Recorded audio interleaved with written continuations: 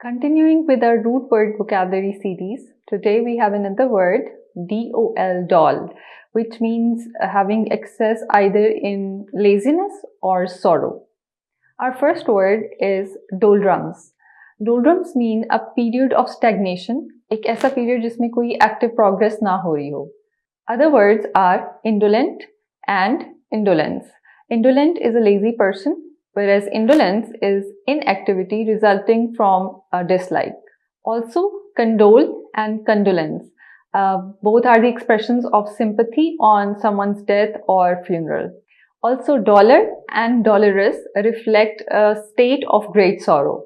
Finally, we have the word doleful, which means someone who's filled with sorrow. Thank you for watching us. Hope you have learned something new today.